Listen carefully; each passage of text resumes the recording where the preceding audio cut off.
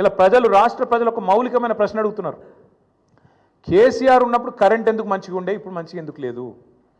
కేసీఆర్ ఉన్నప్పుడు మంచినీళ్ళు ఎందుకు మంచిగా వస్తుండే, ఇప్పుడు ఎందుకు వస్తలేవు? ఎండాకాలం రాగానే మళ్ళీ ఆగం ఎందుకు అవుతుంది?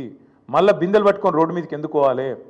కేసీఆర్ ఉన్నప్పుడు రైతు బంధు పడుతుండే, ఇప్పుడు ఎందుకు పడతలేదు? కేసీఆర్ ఉన్నప్పుడు టైంకు పెన్షన్లు వస్తుండే, ఇప్పుడు 2 నెలలు ఎందుకు ఎగ్గొడుతుండు? కేసీఆర్ ఉన్నప్పుడు చెప్పిన ప్రతి పని చేస్తుండే, ఇప్పుడు ఎందుకు చేయలేకపోతున్నాడు? కేసీఆర్ ఉన్నప్పుడు రాష్ట్రం రయ్యమని పురోగమనంలో ముంగటికి పోయింది, ఇప్పుడు ఎందుకు తిరోగమనంలోకి అవుతుంది, ఎందుకు వెనకకు అవుతుంది అని అడుగుతున్నారు. సమాధానం ఉందా నీ కాడ? ఎందుకు అంటే నీకు చేతనైతలేదు, నీ కాంగ్రెస్ పార్టీకి చేతనైతలేదు. కేసీఆర్ ఉన్నప్పుడు బీఆర్ఎస్ పాలనలో రాష్ట్రం దేశానికి రోల్ మోడల్ అవుతుంది, ఎట్లా కాంగ్రెస్ పాలనలో దివాలా ఎందుకు తీస్తున్నది? కారణం ఒకటే, ఇది నాయకత్వ లోపం.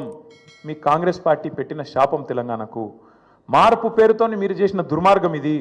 అందుకే మేమనేది, ఏ ముఖ్యమంత్రి కూడా భారతదేశ చరిత్రలో ఈ 78 ఏళ్లలో తాను పరిపాలిస్తున్న రాష్ట్రానికి నీ శాపాలు పెట్టినోడైతే వాడు లేడు.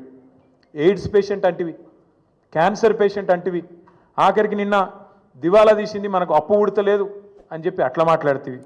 అందుకే నీ దివాలా కోరు మాటలు, నీ ఇంటలెక్చువల్ బ్యాంక్రప్సీ, నీ ప్రభుత్వం యొక్క దివాలా కోరు విధానాలే వాళ్ళ రాష్ట్రం పాలిట శాపాలుగా మారినాయి.